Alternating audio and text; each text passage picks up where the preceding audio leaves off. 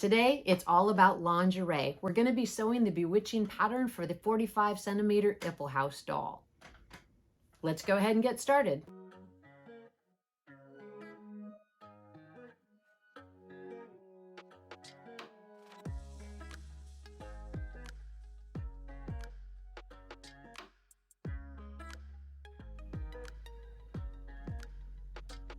Now that we have all of our pattern pieces cut out, before I actually take the pins out and start working with the pieces, I'm going to take my scissors and I'm going to clip in towards the curved edges of the pattern to make it a little bit easier as we go forward with construction.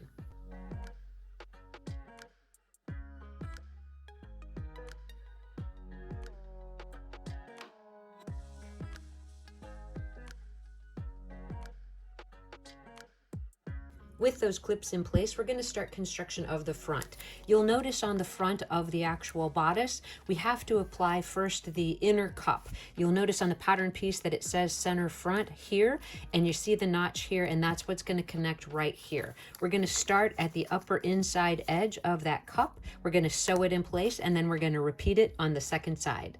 Next, we're going to grab our side front section and the side cup. And again, you'll notice that it's indicated on the bra cup piece where the side is, and this refers to the side of the doll's body. We're going to take and match this notch with here, and we're going to sew both of those in place, and then we'll get the three pieces of the front section sewn together. As you sew the bra cup on, I want to show you how if you don't pin it but actually use your fingers to manipulate around that curve, it can go together a lot easier. So I have my little tripod sitting right on my sewing machine, and hopefully there won't be too much vibration, and I'll be able to show you exactly what I mean.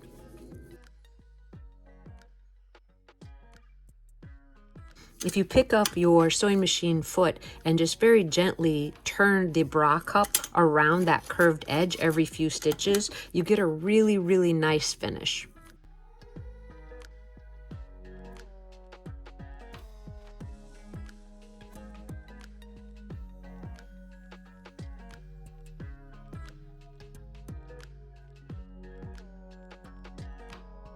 We'll do that same thing on the second side.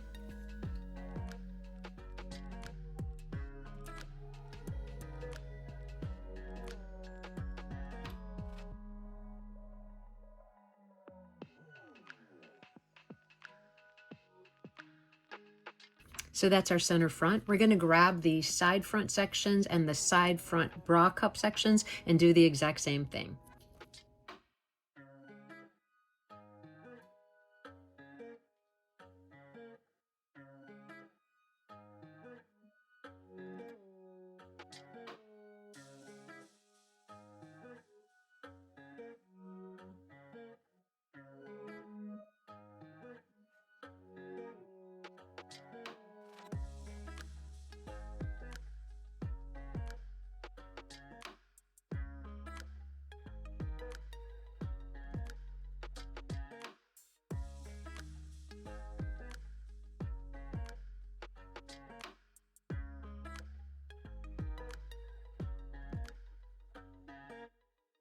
With those seam allowances pressed up, you're going to take the side fronts, pin it to the front with right sides together, and sew that side front seam. You want to make sure when you're pinning it together that you line up that breast cup seam so that it has a nice finish to the front of the garment.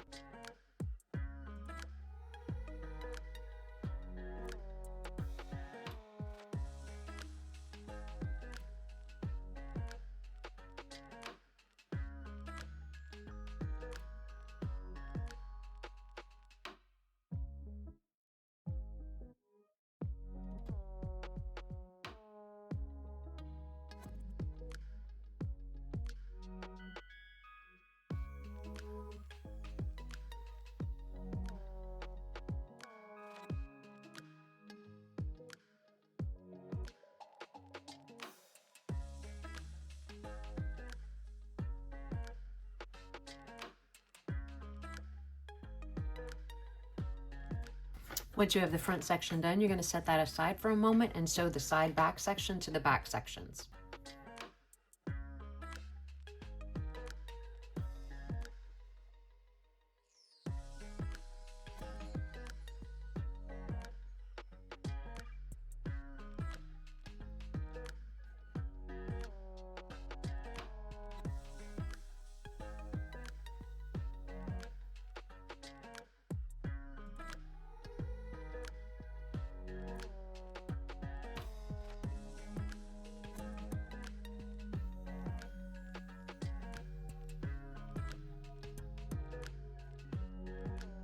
For the next section, we're going to grab the front of the lingerie and we're going to pin the back sections to it with right sides together and sew the side seams.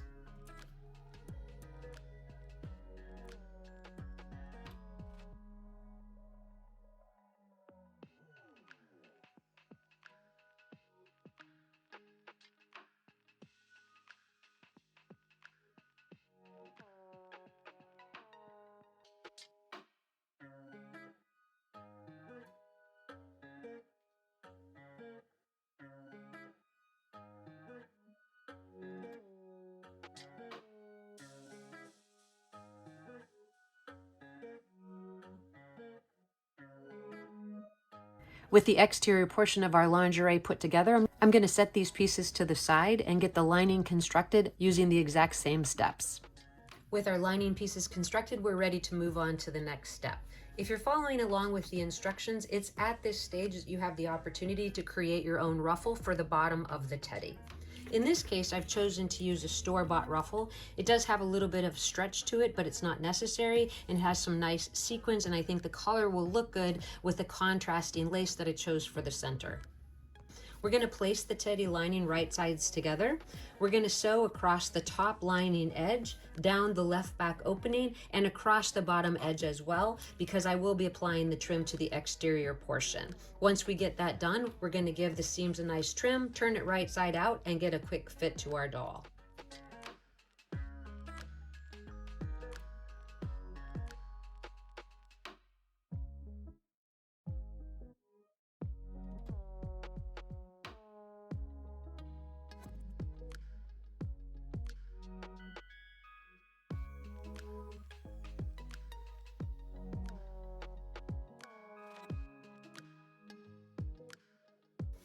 You do want to check the garment on both sides before you trim in towards that seam allowance and also trim down the corners. So I think everything looks pretty good. I don't see any unnecessary tucks or puckers that I may have created. So I'm feeling pretty confident that everything's going to turn out.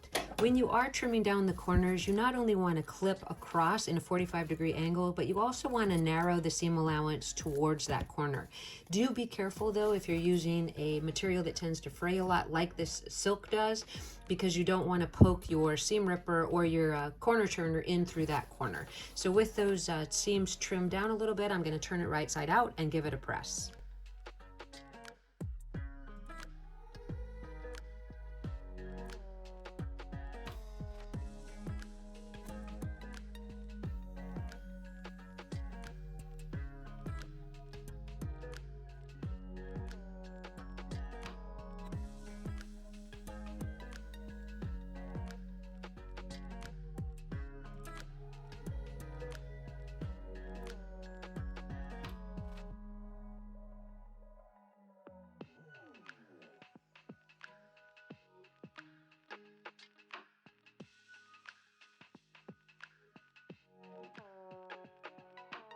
At this stage, with our garment turned right side out and pressed, we're going to go ahead and sew the right back opening closed at the raw edge using a zigzag stitch.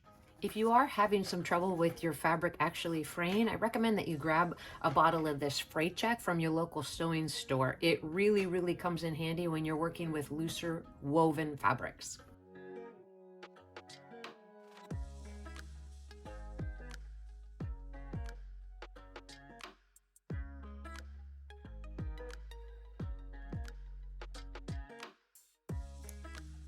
Here's a quick fit to our doll, and I think our project is coming together nicely. I really like that lace accent piece in the center. Remember, if you do use that 505 spray that I've shown in different videos, you want to use a lace overlay that is continuous without holes in it, because it can actually stain the fabric. So you just want to be careful with that. Make sure to read the instructions and do a test piece before actually starting your project. So as we turn the doll over, I think the fit through the back looks good as well. We're going to mark the placement of the snaps with our heat erasable marker, and then we're going to grab our manufactured trim, and I'm just going to hand sew it in place because I find that to be the easiest way.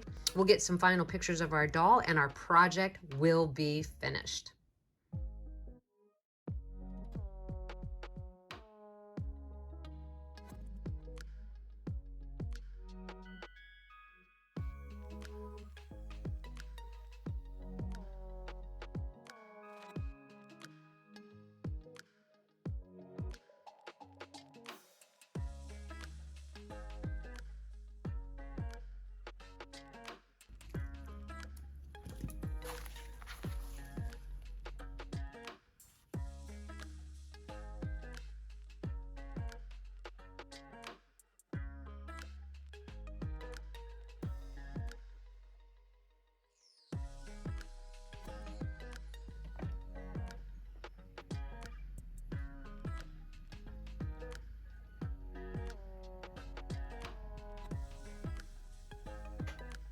I think our project turned out great, and I think our Iplehouse looks fantastic in her Bewitching lingerie. If you have any questions about this video, please list it in the comment section below. Thank you guys so much for joining me today. I do want to remind you that sewing or creating anything is a learning process. When I think back on the patterns that I've created over the past 18 years, it really occurs to me that they got better with time.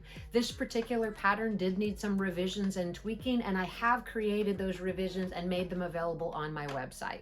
If the FID Iplehouse Bewitching pattern is something that you've purchased in the past and you would like to have access to that revision, you can email me directly from my contact information listed in the description below.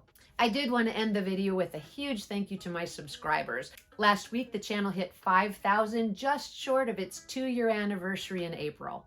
It's been a great couple of years, and I've really enjoyed sewing along with you.